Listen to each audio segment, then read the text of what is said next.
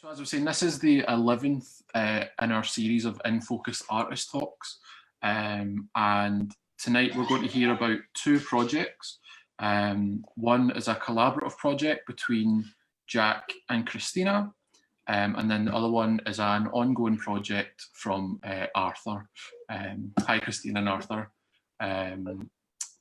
So before we get started, I'll just go over the kind of premise of the event, which is we'll hear first from Christina and Jack about their project, and I'll give a little introduction to them. And that'll be followed by Arthur, who'll do a presentation on his work.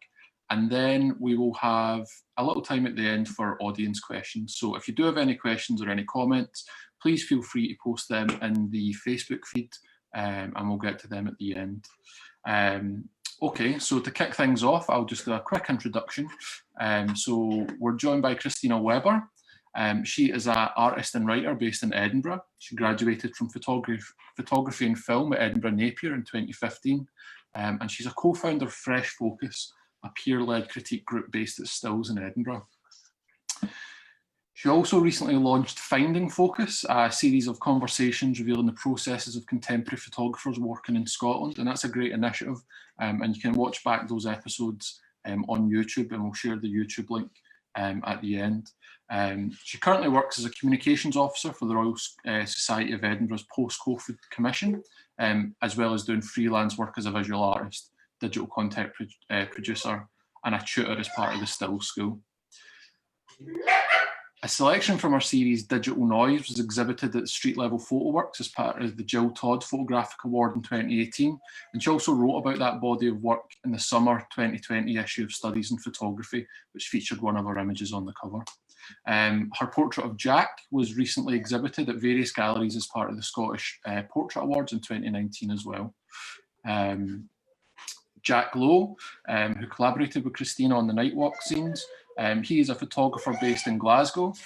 He graduated from photography and film at Edinburgh Napier University in 2015, as well as studying at the School of Image Arts at Ryerson University in Toronto. He's exhibited his photography widely, including recent exhibitions in Glasgow, Edinburgh and London. So that's just a very brief introduction before I hand over to Christina and Jack, and then we'll come back to Arthur at the end once those presentations are finished. So if you want to share your screen and let us know a little bit about your project together. Thank you so much, John. It sounds like an awful lot when you list it all like that. It's quite quite exciting to hear. Yeah, thanks so much, and thank you to Street Level for having us.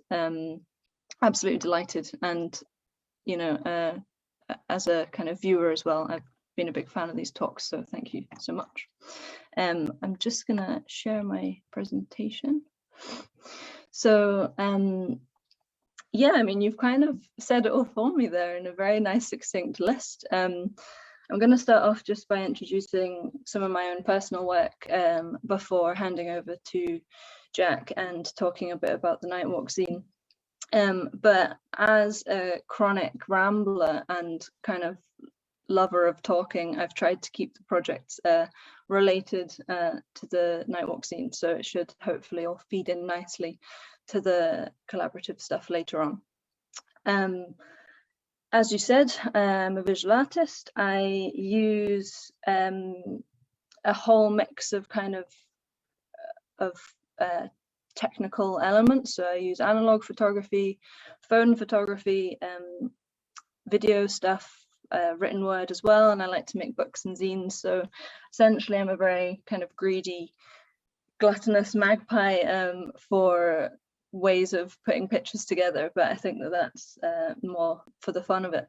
So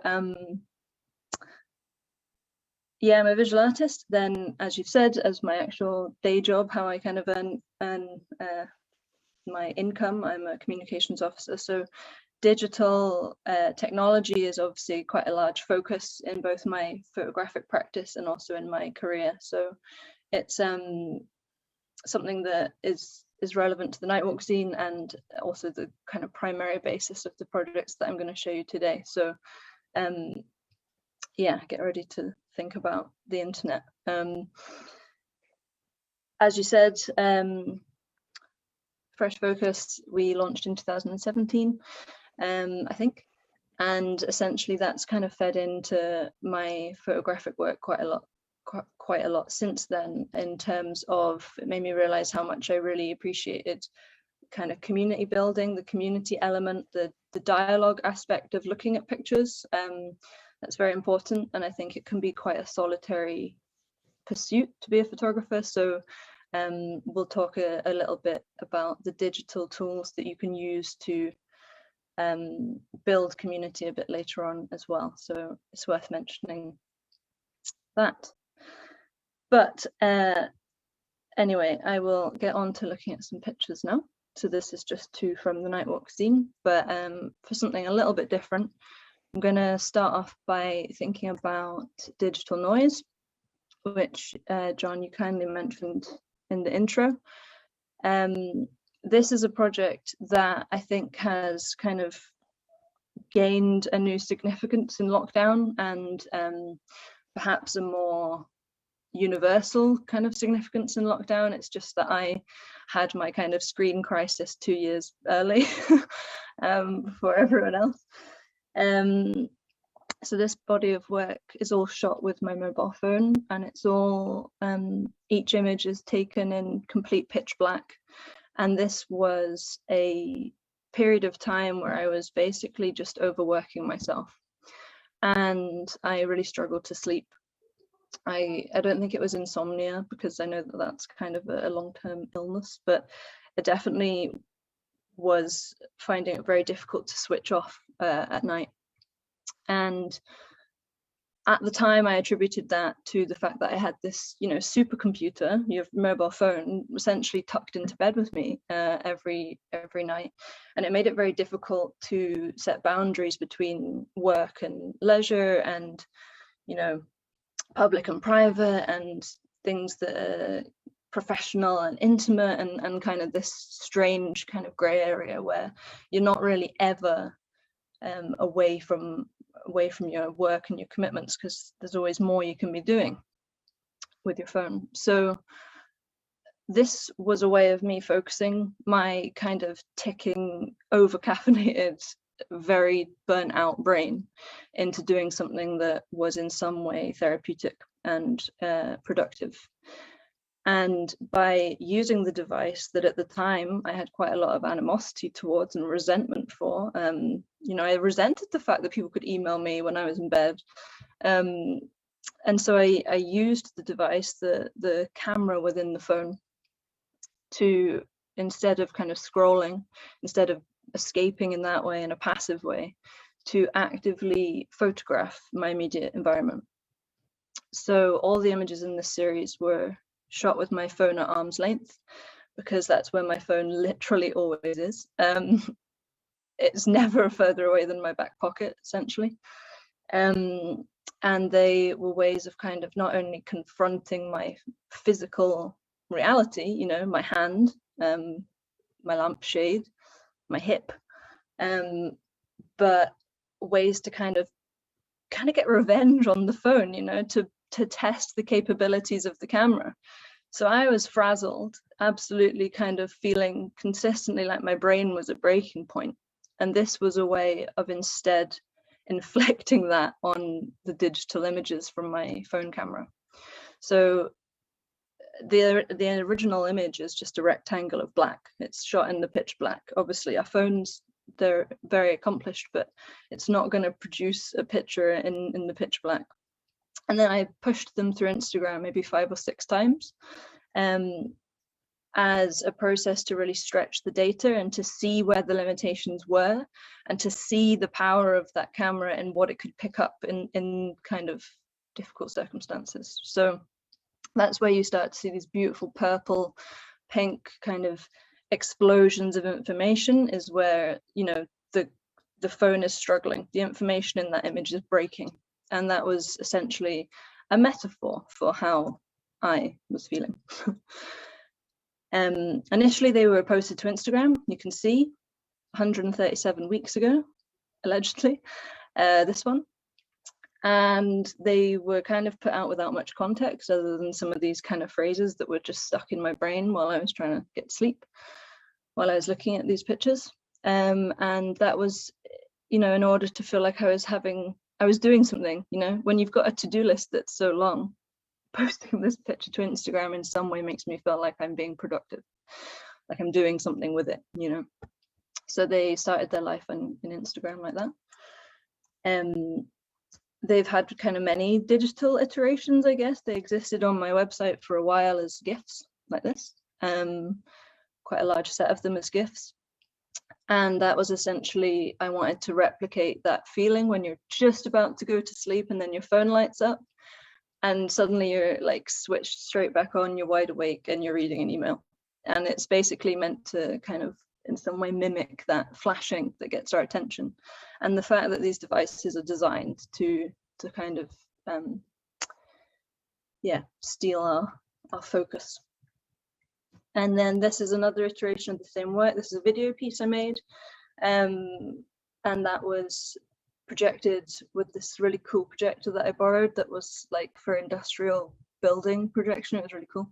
And that's in a furniture shop in Bonnyrigg, which was an exhibition that we did 2019. And the furniture shop was like closing down, so we were allowed to kind of go in and do things with it. And I quite liked that it like is looming in the darkness like some kind of ghoul. Again, quite a negative take on social media, on kind of digital technologies, but it's interesting, I think, in reflection with some of the things that we'll be talking about with the zine later on. And as John said, that was kind of, I don't want to say serendipitously because there is nothing serendipitous about the pandemic, but that was selected to be in studies in photography early 2020, before COVID had kind of happened, or at least hadn't really hit the UK. And I think it turned into quite a pertinent project at that time because we were kind of confined in our communications to screens and also claustrophobically locked down, you know, we were confined spatially as well. So I think that a lot of the themes of that work suddenly were felt more widely, and it was just one of these bizarre things where it was quite a strange time and no, I don't want to say fitting because again it's not, you know, it wasn't planned, but it was just, I think, a very pertinent subject at that time. So, and I got to write about the work, which is very exciting because I love writing. Then similarly, this is a work in progress, so just bear that in mind, very much a work in progress, and it's a bit all over the place, but that actually kind of fits, I think, with what I'm trying to do. Overwhelm is something I've been working on since 2019. And it's essentially aiming to, in some way, photograph the overwhelming nature of digital connectivity. So the vast potential offered by the internet, you know, the never-ending ways in which you can be contacted, the ways in which you can contact, you know, all of the opportunities that are suddenly consistently presented to us. And this started with kind of portraits. So I started looking back at my analog portraits of my peers. And I started to pick out these images where it looked like something was maybe just slightly off, or like something had been slightly broken, like the one of Jake in the middle, where it's obviously first frame of the roll, but it looks like it's just, you know, it's been overwhelmed by light, you know. And I kind of started piecing them together and thinking how fundamentally solitary all these pictures were. There's this kind of, to me at least, and I'm aware that I'm probably projecting my own relationship with technology onto completely unrelated portraits. But there's this kind of tension. I don't know, that like there was something obscuring the person there. I don't know. So I started pulling these pictures together, thinking about portraits, which is something I hadn't really done before. And then this image of Jack, who you can maybe see, but maybe not, I'm not sure how this works. this was selected happily to be part of the Scottish Portrait Awards 2019. And I love this picture. And again, I think one of the most interesting things about photography is how everyone will read pictures completely differently. And I understand that not everyone will read this picture in the same way that I do, but I see this picture as like a warning about the way in which digital technology is going. Again, entirely reflecting my own brain onto that. But look at this massive looming clock behind Jack's head, like ticking with really like heavy hands forward, and future and these block kind of letters on his top. And he's like almost smiling, but not quite. There's a furrow in his brow. It's like he's, I don't know, something, there's a sense of foreboding there. And that's what interests me about this picture. So I started to play with ways in which I thought this could fit with the project, the Overwhelm project, and ways in which it could sit with other images.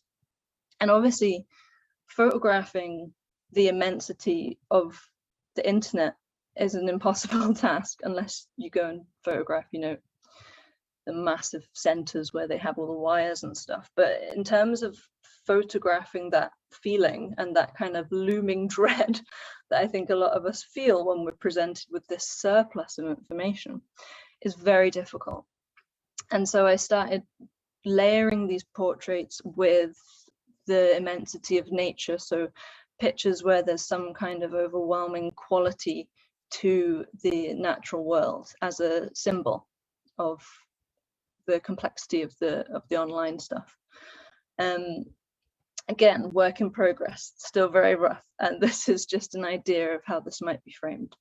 I then liked the idea of Jack being almost like a pop-up, like a tab open within the frame, like, you know, one tab open in this cluttered browser kind of thing. And I quite liked how solitary it made him seem within this black space. So I was playing with these kind of ideas of the actual physicality of the print, because I knew that I was going to have a print in the show. So that was an exciting opportunity to think about the materiality of these pictures. Another thing that I played with at this time, and this was back when, you know, darkrooms were available. I really missed the darkroom. But another thing I played with, and I think this one's quite interesting when thinking about the digital noise work, is pushing the capability of the analog print, you know, pushing the limitations of a photograph again in order to represent some feeling of overwhelm, some stretched capacity, something at breaking point. So I did a few, well, I say a few, I've literally got hundreds of pictures of Jack. I probably look like a real creep. But I got really into, you know, darkroom as a meditative thing, and I just made loads of pictures of Jack with different explorations of how to kind of talk about this stuff that's quite ineffable and very hard to photograph.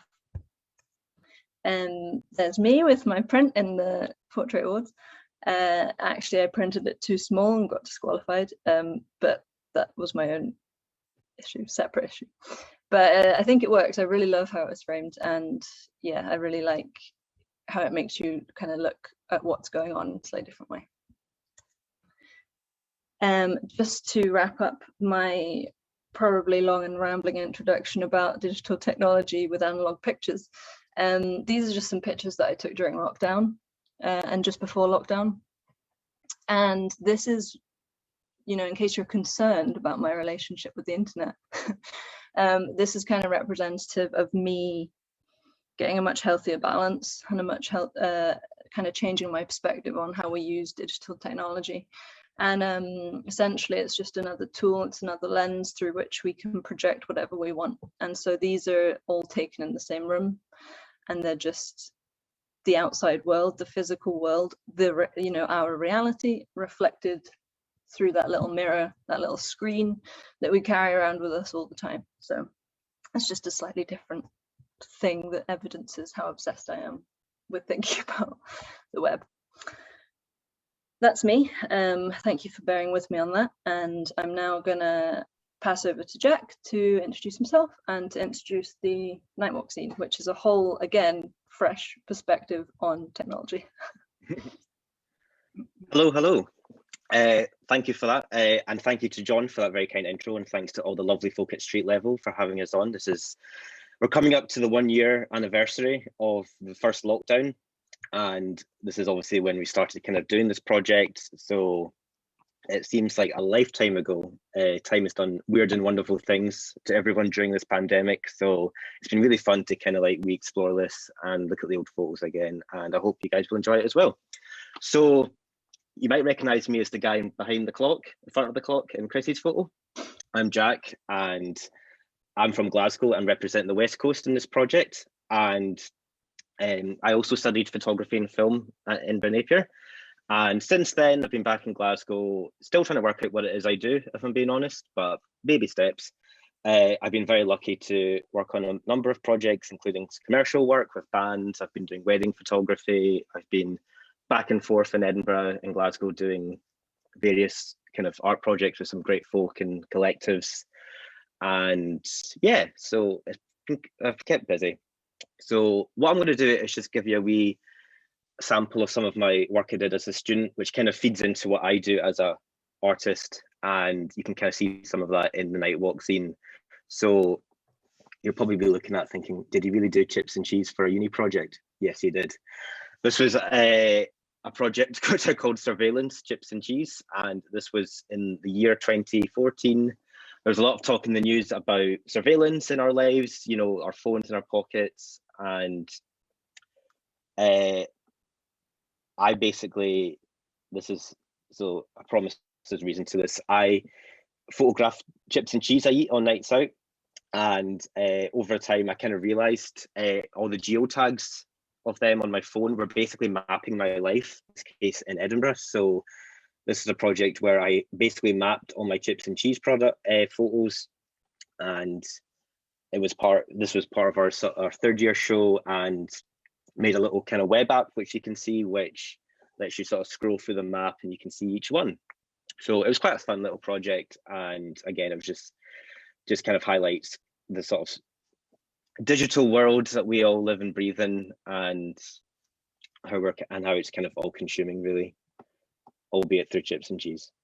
And touching again on the sort of digital realm, this was my degree show project. This was based on a sort of audio project by a guy called Alvin Lucier called I'm Sitting in a Room, which plays on sort of you know, compressing your voice over and over again. So this is me doing that with digital imagery. So this is I put this image through an algorithm to sort of compress it. So again, a bit like on Instagram and sort of the memes and photos that we share online, you can see that kind of constant compression. So that was just a sort of exploration into that. Most recently, though, perhaps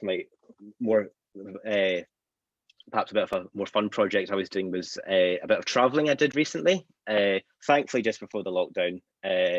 So I was away in Asia and Australia and New Zealand for about 5 months. And in some way was a bit of a kind of, was almost the sort of template to the night walks, because I did find myself going out a lot at night, often by myself, just snapping away. So this is a little selection of some of the photos all over. So yeah, it was good fun to do. And again, hopefully we can do more traveling once we're out of this lockdown, and would certainly recommend it to anyone, because it's a great experience. I won't bore you with all the finding yourself patter, but we'll just say it was good.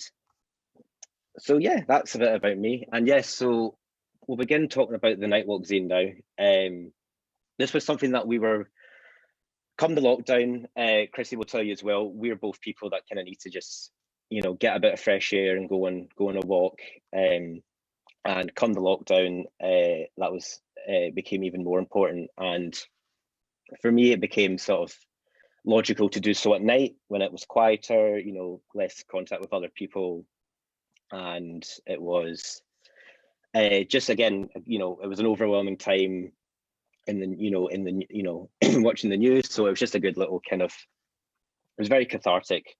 So I noticed Chrissy was doing the same as well. She was posting quite regularly. And yeah, we got in touch, and then Chrissy came up with this great idea of making the zine. like this. So that's an example of it there. So I'll let Chrissy talk about her magical zine making now. I don't know if magical is the right word, but yeah, thank you, Jack. Exactly. Obviously, when lockdown happened, everyone was put in a kind of completely different situation. I personally, I lost all my work within about 48 hours, and being someone who really needs to be busy and needs to be feeling productive and like I've got some kind of purpose and being useful, even that there's some kind of routine. Walking was kind of the only thing that we could do within the restrictions. So I, like Jack said, I also started going out at night just because it was, as you said, the safest. It's when there were no runners around. It was actually, it's kind of almost become normal now, but at the time it was quite staggering how completely empty the city was, completely absent of other people, even other night walkers, which really surprised me. And yeah, I noticed that Jack was also going on these walks. We seemed to be taking similar-ish pictures, but Jack in Glasgow and me through in Edinburgh. And I think for some reason in my brain, I wanted to make something. It's one of these therapeutic processes when you're faced with something that's making you anxious, is to keep your hands busy, to keep yourself busy. And so when I wasn't walking, I thought, why don't we print these and make them into zines? Gave me a project and a lot of paper to fold, which was what I needed. And so I approached Jack and was like, we should make this a thing, let's find a way of tying this together. And then once I'd played around with a few templates, just decided on this really simple wee accordion style, which you can either have as a dangly print or you can have as a wee book that sits on a shelf. The next kind of idea after that was a way of looping in Instagram. And thinking back to that time, it was the only way that we were really communicating with the wider with our wider peers was through social media, obviously. And it was the only way you could really get a sense of what other people were up to, how other people were coping with this. And so we wanted to kind of reference that new way of sharing how we were feeling and reference the image sharing platform that is Instagram. And so we thought if we use a hashtag to kind of collate all of our images, and we found that no one in the history of Instagram had used the hashtag nightwalkscene before. We could collate them all in one place, which would just make it easy for people to browse the whole set, to go on essentially what became virtual night walks, whether they wanted to go to Glasgow or go to Edinburgh, and have a wander around through the platform, if you get what we were going for. So we made this, well, I say I made Jack make this graphic because he's far more skilled at that kind of thing than me. And we used this as a brief introduction as to how we thought the zine could work. And it essentially allowed people to curate their own sequence. It was an engaging, it was, a new way to engage with Instagram users. I was sounding very corporate there, but you know what I mean? A new way to kind of have a meaningful pictures online, essentially. People could, curate their little sequence, share that to their story, and then essentially I would print it and fold it and then send it to them in the post. So it was like a full circle kind of thing. That's what we wanted. We just wanted to spread some sense of community, and especially for people that weren't able to travel, for example, to Glasgow, they could make a whole week Glasgow zine. Or if you were, in a rural location, lockdown, you could order a big long kind of city story. So it's just a fun way to try and engage with people. It's worth saying as well, we tried to keep this like as cheap as possible. We literally just didn't want to lose money because I'd lost all my work. But we were also using resources that I had in the house. So I had like a big wad of paper, and I'm looking after my pal's printer. So I was lucky that I could make them from the flat. And then over to Jack to talk about the digital admin collaboration. Yes, indeed. So it was, I think doing this project was a real testament to the tools that obviously folk who are working from home and, you know, living in this new world are dealing with. But it was a case where we would get the orders coming in, people would message us on Instagram, they would have their sequence on them, and we were using Dropbox. We would, effectively the way it worked was after each Knit Walk, we'd dump our photos on there, they'd all be dated, and I'd be in a position to sort of sequence them all and put them in folders of each, make folders for each order.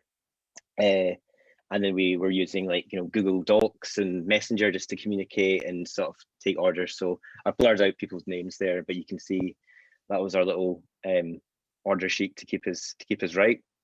So yeah, it was effectively a case where I could sequence it, and then it was waiting for Chrissy. She could get it all printed, and it just worked really well. So big shout out to Dropbox, shout out to Google, shout out to Messenger. You killed it. It was great. And yeah, and I mean, it's, you know, it's great that folk can do stuff like this remotely. Exactly. I think that's the thing, you know, I'm conscious that the things I shared at the beginning maybe were very negative towards digital technology, but essentially they're just tools and you can use them however you want to use them. And this was a great opportunity to collaborate on something with what we had available, which was the internet. This is just an example of like a little compilation scanner, one of them. It wasn't that green, it's just because of the scanner, but just the kind of thing that people were getting. So, you know, you can either look at it page by page or you can have it as a big long panorama, but just to show you the kind of physical output that would get posted off. Conscious of time though, so I'm gonna keep going. This is just to show you what an absolute lovely thing this was, and actually really surprised me how many people got involved. And it was lovely when we sent the zines out to then see people sharing pictures of the physical thing as it had traveled, you know, and putting them back into Instagram, which blows my mind slightly, but it was a lovely kind of full circle element to it. So yeah, it was not only something to keep my mind busy, to keep my hands occupied, and to start, you know, to cause me and Jack to look at our cities in a slightly different way. But it was also just it was a nice thing to do, to feel like you weren't on your own. So over to Jack, we're going to talk you through some of the actual pictures, because I'm aware that that's a lot of talk about format. Thank you so much. Yes, so I'll start with my photos. This was one of the first ones I did. This is not too far from where I stay. This is a car park next to Ashton Lane in Glasgow, which is a popular little street full of bars and restaurants, which is normally heaving and since just become totally dead. And again, this car park is normally full of cars coming and going. And I'm not going to lie, I was really more interested in that sort of snazzy looking kind of gold Mercedes, which I was rather fond of. And yeah, so that was kind of one of the first ones I did. Then the next one, this was again shows one of the reasons why I like photographing at night, which I think the kind of quality of light is a lot more interesting than during the day. Yeah, a really kind of nice mix of lights here, and this is outside a bar called Courtiers in Glasgow, and it was, you know, it was quite tricky actually because I was conscious of my shadow kind of being in there, but I was having to kind of like do a bit of that to sort of get myself out of shot, but we got there in the end. I don't think I weirded out too many people. So, and then the next one, this one, I have to give, Chris and I were talking about this, we have to give a wee quick shout out to Julie Lange, who spoke at the last In Focus talk, who did a great bit about her work with sodium lights. Certainly since seeing that work, it's something that I've become a wee bit more aware of. And this is a little leafy street in the West End of Glasgow where you've got the old lights in the background with some shiny green LED lights there. Julie also very kindly purchased one of her zines, which we're very grateful for. We thank you.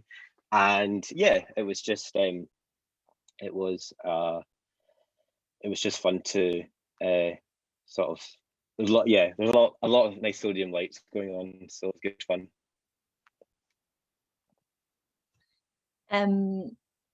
I think it's interesting as well in that last one of Jack's, sorry. It's like it really shows how different the quality of light is between those two different street lights, like so vastly different. It's quite bizarre, but anyway. So yeah, when I look back at the pictures that I was taking when I was going on these night walks, there are a lot of natural elements, you know, trees lit by street lights, trees lit by differently colored streetlights, trees lit by cars, trees lit by traffic lights. And as Jack says, I think there's a much more interesting mix of light sources at night, and it makes you see nature and natural things in a bit of a different way. This is a massive tree up near kind of Pilrig Street.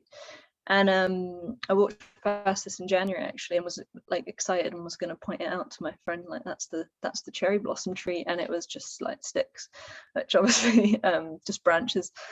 Obviously, just shows how much time has passed since we first went into lockdown. But yeah, I just seemed to be quite drawn to looking for the natural, I think, and I think that comes from being inside all day. I'm in an underground flat in a basement and don't really see much of the outside world, so I think the leafiness of nighttime was appealing to me. That's a green traffic light that's making them look all green. This one again, it's shout out to Julie.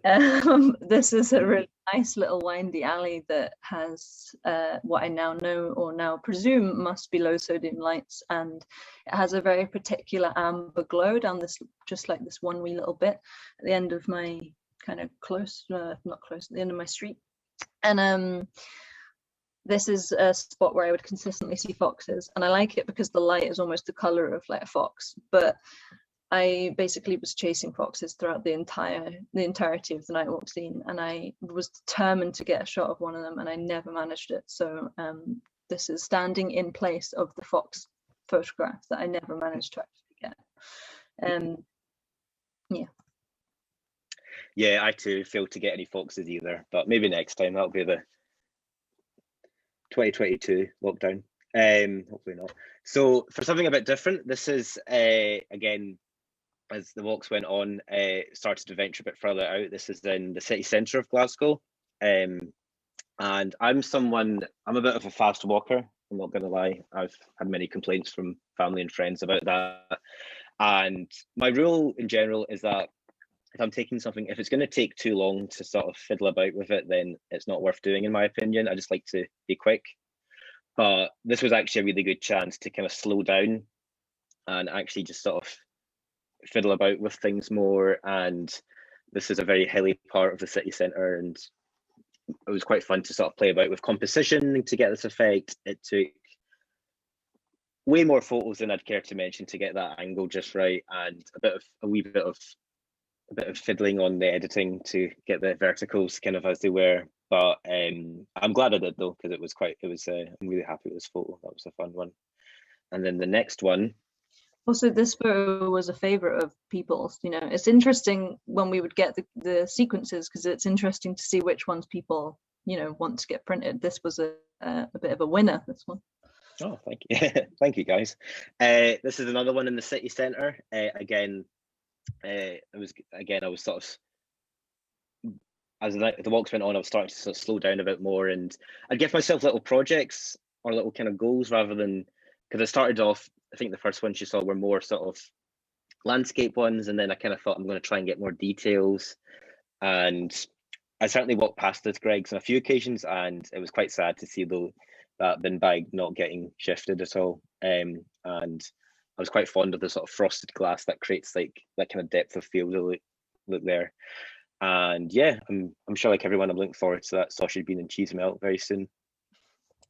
And this one, if I had £1, and I'm sure everyone else can attest to this, for every dramatic empty street photo, highway photo that was plastered on, you know, the world's media, I'd be a rich man. But I knew and for me doing this project, I think I wanted it to be a record of this time, because I knew like this is some like heavy SH1T, and I wanted to have a record of that just personally for me. So these kind of photos of the empty streets were great for that. Saying that though, it's all a bit of a con, because there were certainly a good few cars on that road, and you're literally just having to wait for that like second where there's no cars, which I'm sure every other photographer who's taken a photo like that has done as well. Yeah, Chrissy, actually, we were talking about this. Chrissy made a good point that this is kind of the first time we're seeing these like quite big, and I was going to be all smug and be like, oh, there's no cars there, but there's a wee car sneaking in the background there, so missed that one. And yeah, I think, and you said something about the building behind there as well. yeah, it's just seeing it on a big screen. I've never noticed the kind of illuminated emergency hospital sign, which just, I don't know if it's in retrospect or just, you know, it's kind of dreadful. But yeah. Again, sorry everyone, conscious of time, so I'm going to try and speed up a little bit. But this, the reason I've put this one in, this is one of mine, is that this was right next to my flat essentially, and this was on kind of, once we'd done quite a few night walks, this is me starting to, you know, they always say in Edinburgh, like, oh, look up, like make sure you look up, that's where everything is to see. Or this, I found myself quite a lot of the time looking down at the ground. And I don't know, again, you know, when you're so consistently checking the news and so consistently checking like new regulations, new limitations, like what can we do, what can't we do, when I saw these wee handprints, it immediately made me think about touch and how that was something that we'd all lost out on, you know, and social distancing, and these two little handprints just kind of leapt out at me. So that's what this picture kind of made me think about when I was wandering around on my own at night. This one I've put in two, as you can see, but this is the supermoon, which was in 7th of April 2020, and genuinely this supermoon, this night walk, was one of the most bizarre, otherworldly, surreal walks of my entire life. I went up to Carlton Hill. I thought that there'd be a few other people, you know, it wasn't that late. I thought there'd be a few other people on Carlton Hill looking at the supermoon, like it's outside, we're allowed to do that. And there was not a soul. It was the most bizarre feeling going up that hill and then just being greeted by this enormous moon, just like bearing down on Carlton Hill. It was just absolutely bizarre. And at this time I was really into video games, because, you know, what else do you do when you've lost all your commitments? And it genuinely felt like the map of a video game where like the characters hadn't loaded yet, or like they'd forgot to put in, you know, elements of the game. It was just such a bizarre walk, really, really surreal. And then I thought I could hear someone in the distance, and I was like, oh, there is another person. And by the time I got down the other side of the hill, I realized it was like Tannoy in Waverley Station, like drifting up like some weird ghost woman. Really bizarre, really strange. But there's a selfie that I took with just moonlight, because I just thought the moonlight was such a magical, bizarre, weird silver quality to it. But, whoops. And this one, most of you will recognize this. It's the Scott Monument, the Gothic rocket. And this one I wanted to include just because this, you know, again, not to try and paint it like it's been a great thing, but lockdown and the complete kind of emptying of the city allowed me to wander around and rediscover bits of it and see bits of it in a completely different way. And, you know, I've walked past the Scott Monument thousands of times, and I don't think I've ever taken a picture of it, or thought to take a picture of it, whereas now I was starting to actually rediscover bits of Edinburgh. So yeah, it does cause you to look, I guess, when you're limited on where you can go. Back to me. Now, long-time Nightwalk Zine fans might recognise this car park from a few slides ago. This is the one, again, near Ashton Lane, which had that funky gold Mercedes, which I certainly walked past that car park a few times on the quest to find it. And as you saw in sort of my sort of earlier uni work, I'm a big fan of the typology, that sort of genre of like sort of repetitive, in my case, chips and cheese. But it was quite, and again, another little project I would sort of, or a goal I should say, doing these was to sort of revisit previous locations to see how they change over time. And yes, but sadly didn't see that car, never saw it again, unfortunately. And also in this one, it was raining because we do the night walks, rain or shine, no matter what. And it was quite fun just to see the light, the kind of the effect of the light there.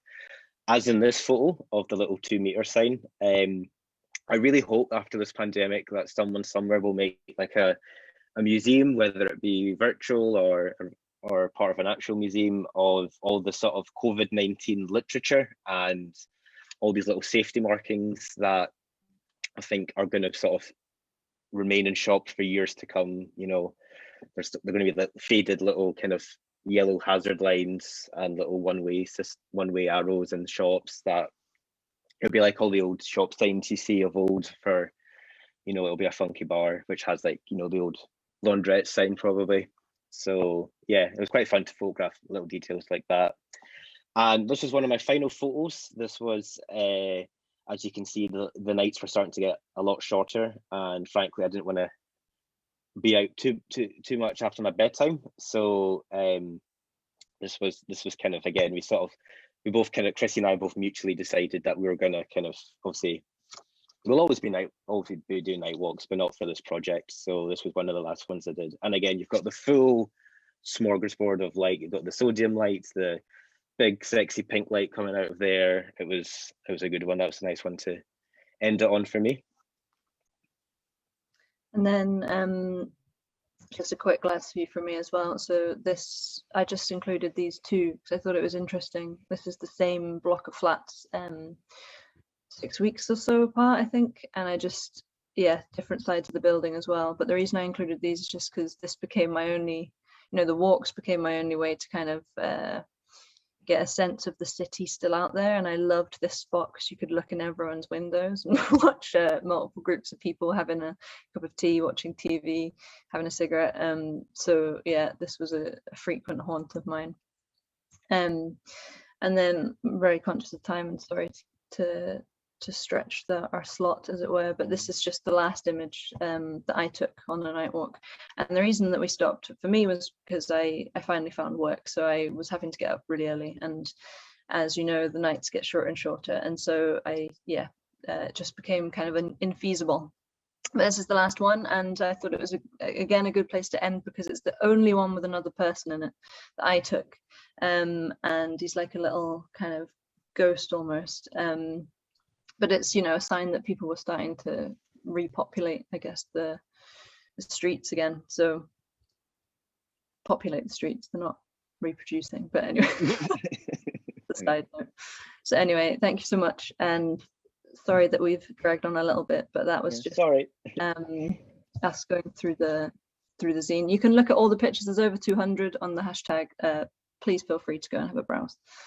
Thank you very much. Thank you so much. Thanks very much, guys. That was great. It's an incredible project, and there was lots of really nice kind of comments and questions coming through. But we'll get to them at the end. Just to say to people watching, do still send in your questions. We'll be sharing links to everyone's website at the end, and yeah. So we're going to move on now to Arthur Montgomery, who will be talking about a recent project that he's kind of been working on for the last couple of years. Quick introduction to Arthur, for those of you who don't know him. Arthur graduated with a BA Honours in Photography from Edinburgh College in 2016. That year he was one of the highly commended applicants in the Jill Todd Photo Award. He was part of the New Photographers Guild in 2017, and he exhibited at Trongate 103 as part of the Elbow Room exhibition, and the work that was in that show is part of a continuum which he'll talk a little bit about in his presentation. His work has been shortlisted and exhibited by the AOP in London and Edinburgh, as well as shown work at the RSA Open in 2017 at the Royal Scottish Academy in Edinburgh. Since graduating, he's also worked as a freelancer, working within the charity sector, both as a stills photographer and as a camera operator on promotional films and projects. So that's a little kind of quick introduction to Arthur. I'm really excited to sort of see how your projects have come along, Arthur, because I met you first when you were involved in the New Photographers Guild back in 2017, and it was really nice to see that project come around. So if you want to just take it away, and as I say, if there's any questions, please feed them into the chat and we'll send them to the guys at the end. Thanks for that, John. That's great. Thanks for the introduction and the opportunity to kind of talk about my work. I'd just like to say to Christina and Jack, that's just, I really admire the project that you have done, you know, just questioning the digital world for like being an older person, not really kind of into the digital world. It's good to see like the questioning of it and the inclusivity of like getting other people to be involved. So well done, guys. I'd just like to say it. So I'll just get into my project right away. So the three of my projects really kind of question the overconsumption of natural products that we need in our collective lifestyles. And this is the first image that I kind of have took over the three projects, and I actually stumbled across this scene. To the left of it, I was out on a kind of New Year walk for a recce and kind of clear the head after the New Year celebrations, and I'd heard that there was a wooden half pipe had been constructed just to the left of this, and I was down there looking to kind of get portraits of people that were using it. But I stumbled across this, and I clambered over some kind of seawalls to get to it, and like it really struck me that this is right on the shorefront and the Firth of Forth, and as you can see, there's sort of like the beachfront there and all this sort of seaweed, which said that the water comes all the way up, but this the dark barrier in front of the installations had been man-made, and it's all full of kind of construction waste. And my first thought is that, like, if the sea levels are rising and that installation needs protected from that, then it's needing to be protected from a problem they're probably causing, you know. And the kind of next thing that jumped out at me was, it was similar to kind of Frederick Chopin's CCCP, what was that, Communist Concrete Constructions Photographed. And it just, the shapes kind of looked pretty similar.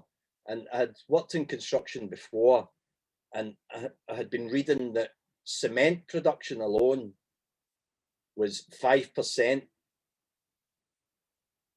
carbon dioxide emissions that were affecting the planet, and I kind of thought that we're protecting themselves from a problem that they were actually causing.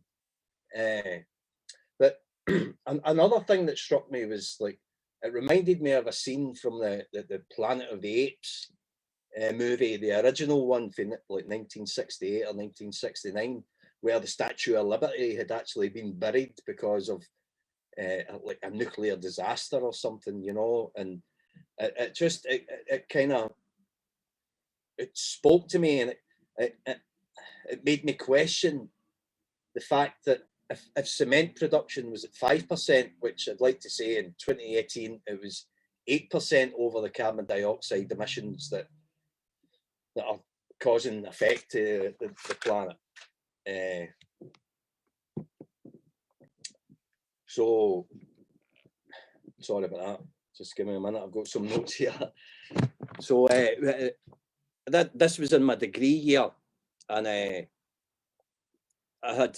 just took it as a sort of nice photograph, really. But the more I looked at it, the more I thought there was a project in it, you know. And I thought that if cement production is that, you can't use cement alone. You've got to use either sand and water to make mortar, to bind bricks, but then you also need aggregate to make concrete. So that led me into this kind of curious investigation of, if cement was 5% at the time, what was the aggregate industry, you know? But the course that we had studied was a practical course, and you had to kind of justify where in the industry it kind of sat. So I went to my lecturer at the time and proposed that it would be a newspaper, pardon me, or a magazine type of thing. So I started to investigate other industries round about. So this is the completed project within my degree year, which was a very short turnaround to produce. There was small modules, you know. So the one on the left, this can be viewed from the main rail line from Edinburgh to Glasgow, and it's actually kind of a tar production.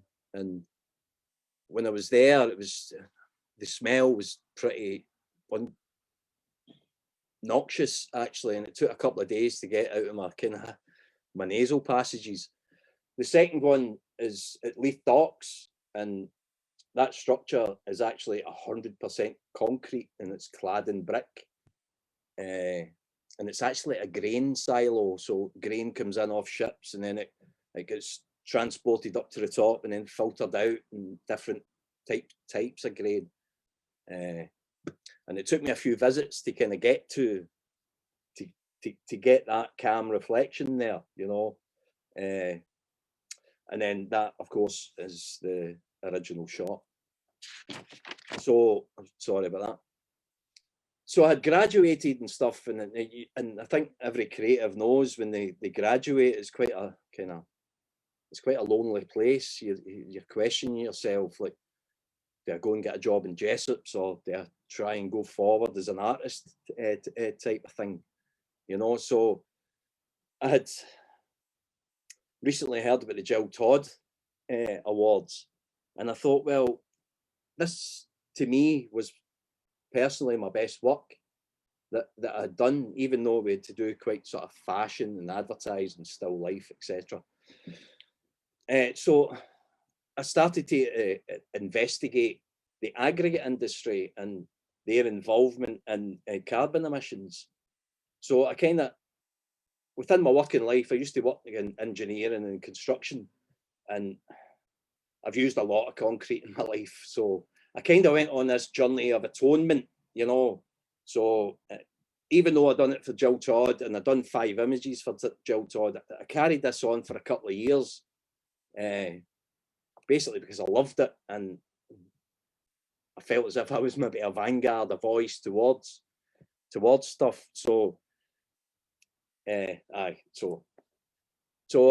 these incorporated the original image, and you can see I've recolor graded it, just because as the project developed, everything seemed quite stark and dark and things. That's the one on the left. So the one on the right is just to kind of show about where I put I was careful to place my camera.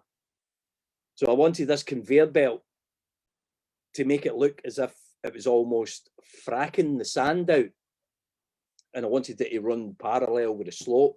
And as you can see, the texture in the sand, it looks as if it's overspilling, and it's kind of been fracked, and we're taking it straight from underground, you know, and we're kind of like harming the planet almost with it. But I love the simplicity of the structure, and this weird one to the left, as if it was like a tunnel straight to the underworld almost. So the one on the left, I just admire the simplicity of it as the slopes converge, but there's just a slight wee kink on the pile of aggregate at the back that kind of has fell naturally to kind of come back on itself. But I'd like to say something about this quarry. When I was in there, it was quite late at night, and as I was leaving, it was getting quite dark, and I took a wrong turn, and I actually stepped into some quicksand. And it took me about kind of 15 minutes to get my monopod and try to dig my leg out a wee bit. So it was that taught me to get an ordnance survey map and get a torch and sort of research before you go. The one on the right was accepted and exhibited at Stills for the Jill Todd Award. But the thing that, as you can see, the conveyor belt goes straight into the ground, and then the pipe coming out of the man-made triangular pile on the right-hand side. But if you can see that crack on the to left of centre, it looks quite small, but I walked up to there, and it was quite large, and it was quite dark, and you couldn't really see the end of it, and it intrigued me. But knowing about construction and stuff, I was quite apprehensive about getting in there because it looked very unstable. But it reminded me of something that like Dante's Divine Comedy, with the Inferno section, and they inferred that Lucifer fell from heaven straight to earth, and if he fell in if hell is under the earth, then when he fell, there must be like a spiral pit where he fell. And in relation to that, then there must be a mountain of sin or a mountain of purgatory at the polar opposite. So that kind of changed my way of thinking of things. So there you can see that it's a 16th century kind of sketch of that analogy, with a pit of hell and then the mountain of earth. But it made me think about mining, quarrying and stuff, that we take all these things out of holes in the ground and then construct things and put them on the crust of the earth, generally in the northern hemisphere. So that made me question, like, the earth doesn't rotate on a circular axis, it kind of has a bit of a wobble. And I thought, so if we are putting all this weight on the earth, are we actually affecting that wobble, which is kind of contributing towards like climate change? Sort of, are we spinning closer to the sun and stuff like that? So then I wanted to kind of more focus on the land rather than the structures type of thing. And the one on the left is almost reminds me of some sort of earthquake or some kind of an avalanche of land. But if you can look below that large boulder in the foreground, there's a tied up rag, and I went to investigate it, and it was like an oil rag that a human had kind of wiped her hands on, tied it up and threw it away. And to me, it was a kind of Pompeii moment, you know, type of thing. This frozen in time type of thing. And the one on the left kind of looks like a kind of a tsunami of kind of aggregate that's just slowly wanting to kind of encapsulate that installation. The one on the left here, I've only kind of included that, but it's like, this was another place which was quite full of petroliferous bitumen type of rock. But to the right of this, I uncovered a film set for Outlander, which was just quite interesting. But the one on the right is probably one of my favourite shots of the whole series. And it reminds me of something out of Star Wars or something like that. This was exhibited in the Nerve Gallery in Derry for part of the Jill Todd Awards, and also was accepted into the Royal Scottish Academy of Art and Architecture. and it's kind of one of my favourite photographs. Quite a lot of people have bought this, and I've gifted it to a lot of people. So I'm quite proud of that it hangs in kind of many houses. But what I do like is there's tiny footprints of kind of small mammals and stuff running over it, and there's a darker in the centre leading up to the structure in the middle. It's almost like an obscure shape of Scotland, as if the sea levels have risen, type of thing. So that was that. So I entered some of these previous set. I mean, this is just a selection. I must have about 30 odds of these that were part of the project, kind of over 2 years. So I entered them into the New Photographers Guild, and we were given the word latitude to kind of look at. And I think, as everybody does, they kind of get a dictionary out and see what latitude means literally and what it means in the thesaurus type of thing. And I had found that latitude is scope for free thought. So that kind of made me inquisitive about doing portraits that were investigating free will against determinism.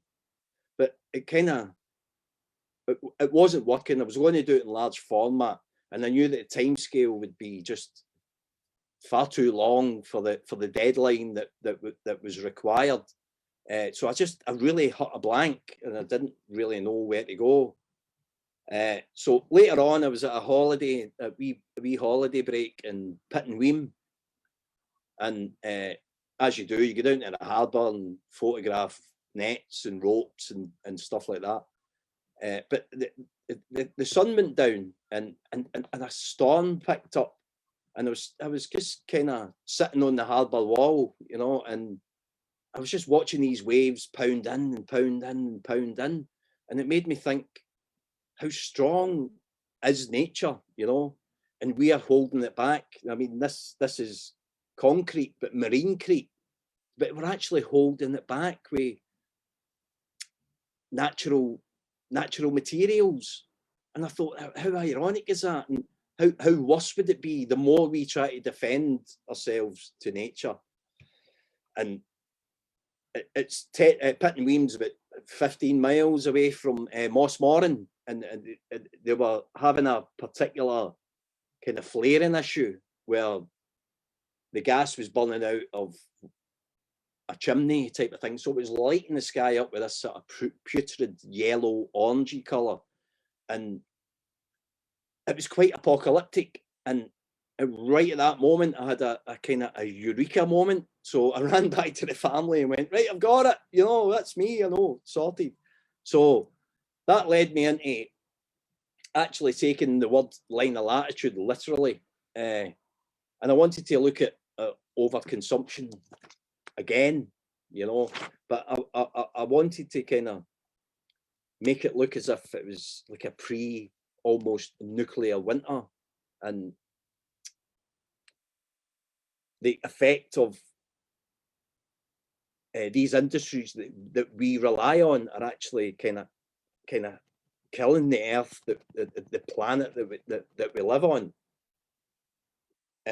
So and I called it bleak horizons, so to kind of metaphorically suggest that we're maybe at a tipping point, which I thoroughly enjoyed this project actually. So that's it in situ at Trongate 103. The first image and the middle image are the two that I used for my initial project and my degree year, and the others are kind of new, but I've used them in later on.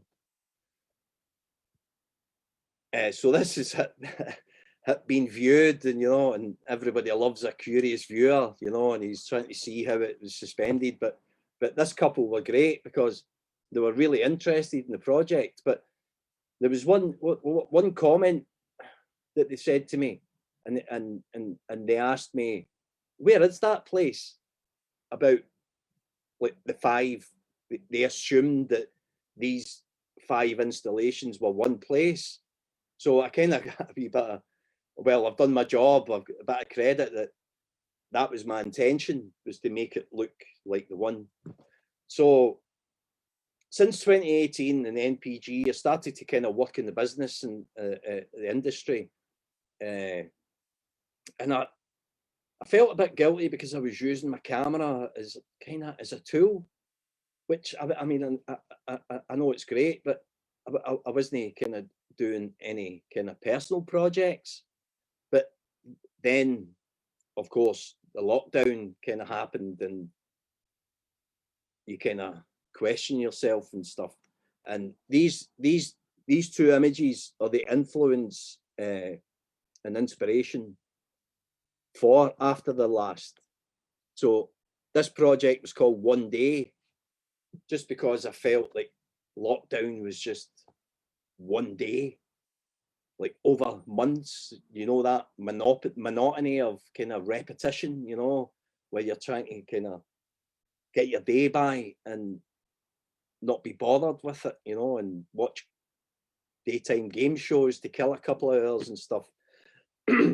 So the image on the left, I had recently bought some tungsten balanced film.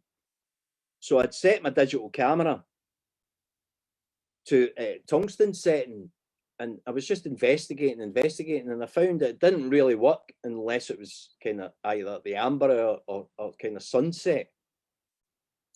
So this is a construction site that's across the road from me, and I took 4 shots of it, you know, north, south, east, and west, and then turned it on myself to produce a selfie. Which actually reminds me of a scene from 2001, A Space Odyssey, when the main character is in his helmet and shouting, "Open the pod doors, Hal," and stuff. So that gave me a kind of look into the future type thing, you know.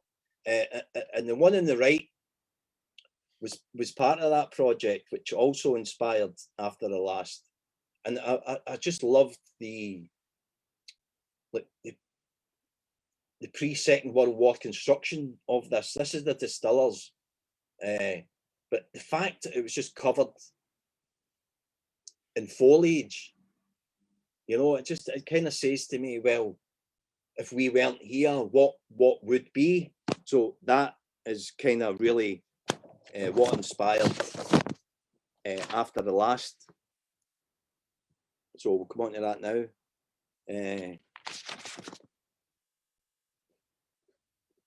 So this is the original location from the beach shot that I was at. And I turned up there and it was all kind of fenced off. I mean, originally it was pretty hard to get into, but now it's just totally impossible. But I thought, no, I can include that, you know, almost like industry are doing what they're doing, but they don't want us to see what's happening type of thing. So I was doing multiple exposures to almost make it look as if the industry was kind of fading out of importance. And I had kind of had an idea in my head that we weren't here anymore. And what would it be like if nature took it back? And it would take a few decades for nature to be back in control. So they would come up with this kind of these rudimentary plants in primary succession, you know, where it starts off as moss and then goes into kind of ferns and then bush and then trees and stuff like that. And right here is where that skate park kind of used to be. And these weeds are very, very tall. I was actually standing on, if you can see at the bottom left of the shot, is like a concrete wall. So I was actually standing on that. So these weeds were really, really tall. So this was my first shot of the whole project. But I also kind of like the fact that if you look close enough, there's a bird perched on the side of the roof with the kind of slope here. And that kind of was like a throwback to the dinosaurs, if dinosaurs evolved into birds, you know. So it's like the first beings basically on the earth that dominated the earth, they're still around and they're still waiting for us to kind of leave, you know. So I had the idea of kind of loading up 2 film cameras with separate film, different color balance film. So the one on the left is actually daylight color balanced, and the one on the right is tungsten balanced, and they're shot at kind of at the same time. So I kind of wanted to make it look as if it was like memories of the past, almost like archival kind of photography, like found photography type of thing. I know that's impossible if there's no humans about, but anyway. And I was kind of wanting to kind of focus on our mark, so with a small piece of graffiti here and the double yellow lines, you know, kind of thing, like don't go here, don't park here and stuff, but still with kind of nature waiting kind of for us to exit, you know, type of thing.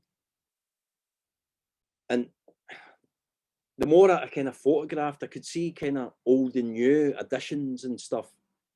So, and the fact that it was, there's solidity in the kind of first image on the right hand side here, but it kind of fades out and fades out and fades out, where nature is more prominent and kind of starting to take over. So the one on the left here is the original shot from a previous project, One Day, which I really had to include, but I went back and kind of photographed all about here. So the photograph on the right is probably next to that white sign on the right hand side with the arrow. And it kind of says to me, like, even in the shadows, like nature is waiting for us to kind of exit so that it can take the planet back almost. And this is one of that location, which I think is quite a strong one, because nature's encapsulating the more solid parts of the image that you can see on the left. So the structure number 1 and the structure kind of number 2 is getting covered with nature, but the structure number 3 is more faded than the rest, and I thought that was quite germane towards the feeling of it. But even though I was kind of wanting to make it look as if industry was fading out, I had this sort of thought in my head that I was looking through the eyes of the next rudimentary being that would take over after we left, and maybe through the things that they see, type of thing. And so these shots here are, to me, are quite important. So that's a daylight balance film on the left, and I love the fact that the grass and the foliage it looks as if it's on fire. But the one on the right, I think, is quite important because it shows so many layers and depth towards our reliance on not unnatural processes and stuff. So the post in the foreground is the stanchion for tram power lines, and then you've got the tram lines here, and then you've got street lighting, and then you've got the railway with the railway lines in the back, and then of course you've got the generating substation, which is kind of behind it. So this is out of the Gyle in Edinburgh, or Hermiston Gate. And I kind of, my previous projects, I'd travelled all over Scotland to find quarries and stuff like that. But with the lockdown and the restrictions, I had to kind of find industry within the city, which I found quite hard. But so this is a substation here, and you can see that nature is kind of more predominant within the scene, and it's almost like it's pushing our power. It's more powerful than our power, and it's kind of pushing it out the way as it fades out. But when you look close enough, there's a branch just above the installation, and there's another bird sitting on it, and it reminded me of like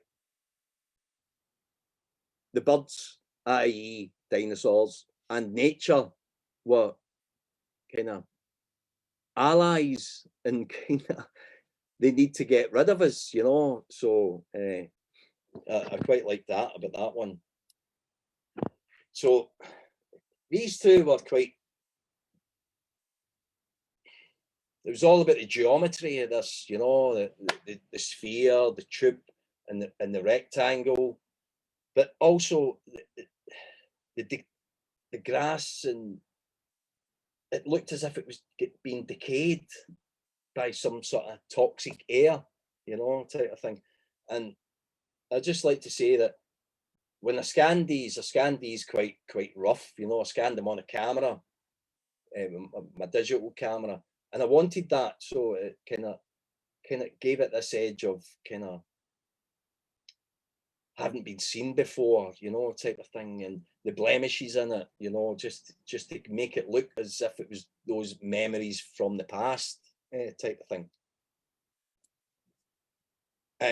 This one is, I think, is quite important, because it's the earth on the left hand side is almost as high as the second sphere, so it looks as if the industry is sinking away. But it's also that the weeds and that the branch is growing higher than the poles here that holds that wire.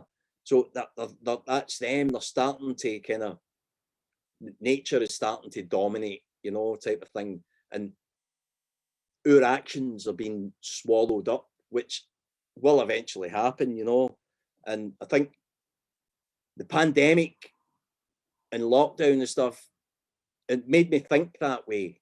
Like, I mean, if it wasn't for modern medicine, I mean, this would be even worse. That it could be kind of like an extinction buster, you know, and sooner or later we wouldn't be here if we didn't have modern medicine. So a big shout out to science. So these to me are the most kind of romantic looking, you know, but I like the fact the one on the left hand side, you can see lots of greenery, and kind of almost as if it's trying to encroach upon this installation. But with the highlights of the sun, it looks like almost where nature is touching these installations, that they're kind of on fire, you know. And with the light leaks and the different cloud types, it just looks like a toxic air almost. And the one on the right, I was really just focused on that circular tank within all these clean, hard, sharp lines. And just below it was this bush. And that was also kind of saying, we're sitting waiting for you, you know, we're sitting waiting for you to kind of exit, type of thing. So this is the last one, and I think it's quite chaotic, but it still keeps you quite structured, you know, and it's quite a bit of an optical illusion, you know, like photography is kind of like a 2D images, but I think this one kind of gives you a kind of three-dimensional kind of sense of taking you away from that two-dimensional image. So, but anyway, that's me finished. So I just like to leave you with that for some kind of information.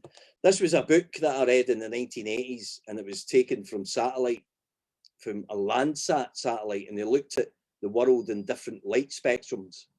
and they come up with this kind of conclusion. And also a recent one was that. So it's like, I found this not far from where I stay on a major construction site on the hoardings that somebody had kind of sprayed. And it's like, when we destroy something man-made, we call it vandalism. When we destroy nature, we call it progress. So anyway, thank you. That's me, John. Thanks very much, Arthur. That was fantastic, and that final quote there is really, really pertinent, isn't it? Yeah, I think so. I found this in 2019, and I wish I had photographed it, but I've never forgot it. You know. Oh, I think it's a great quote. You, so we've got maybe 3-4 minutes that we can do a couple of quick questions and comments. So I don't know if Jack and Christina want to come back on screen. There's a couple of comments and questions for each of you, but I'll just quickly read out some of them. So Arthur, one of my favourite comments for you was from Don O'Hanlon, who just said "Go Monty," which I thought was really great. And Julie Lange, who Christina and Jack both mentioned in their presentation, said that the night zine is a beautiful thing. I love that you can choose your own images. And I must admit, I did enjoy looking at the zine while you guys were talking about your presentation. And one of the things that sort of jumped out at me was, the immediate thing I thought about was, this is like a kind of tangible, real life Instagram in your hands. This kind of concertina feed of images really works really well, and the fact that people could make their own selections is a really interesting approach to doing it. So someone had asked, are the zines still available if people wanted to pick one up, or are they? They're not at the moment, just because we don't really have the time at the moment. But they're all still there to look at, and in the future, if you really want one, just message me and I'll print you one. But can't have that volume again because I just don't have the time at the moment, sadly. Okay. So just a couple of, so Tom Asprey in relation to Christina and Jack, he said, still enjoy my Edinburgh zines, having not been back to Edinburgh physically for a year. And David Buchanan asks, how did you photograph the project? Was it on a phone, digital camera, analog? How did you guys make those pictures on your night walks? Just on our phones. It's quite incredible what you can do with them. Like the night mode on that is pretty, you can get some pretty, I managed to get, I was photographing the sky and a plane came in and you could get the actual kind of light trails coming in, which was quite impressive. So yeah, it worked really well. It was surprising as well, when I was printing them, especially Jack has an iPhone. I've just got a rubbish Samsung, so mine aren't quite as high def. But when I was printing some of Jack's, and mine as well, to be honest, they printed much better than I thought they would, in terms of it's a cheap printer and it's a phone image. Actually, some of the prints were beautiful. So yeah, you can do a lot with your phone. Yeah, but it's the kind of, it gives a sense of high ISO kind of photography where it's all about the form rather than the focus and the kind of definition and structure, Definitely. There was another comment from David Buchanan this time for you, Arthur. He just said, I really like Arthur's work. It sounds like a great adventure too. I think that came in when you were talking about the quicksand adventure. But it's been it was interesting watching, looking through your pictures, because recently me and my partner have been watching the Chernobyl TV show, and there is that same kind of dystopian aesthetic in your pictures. And that kind of across all the projects, that kind of otherworldliness. Yeah, we're kind of a child for the 70s, John, where we were kind of disaster movies and Cold War nuclear kind of threats and stuff. Planet of the Apes was a real, that last scene, when the Statue of Liberty's up and Charlton Heston says, "What have we done?" when he realizes we've exploded a nuclear bomb. So also After the Last was really based on Tarkovsky's The Zone, Stalker, which is a direct, which serendipitously Chernobyl happened. And there is a zone, you know, but just that kind of where everything doesn't seem as it is. The noises are different, the views are different, you know. So that's correct. That's the way I photograph things.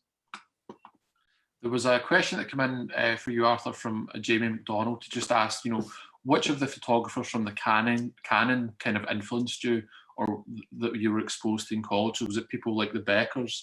I'd written down, you picked a lot of the earlier pictures remind me kind of Ed Bertinsky and that kind of really interrogating the landscape.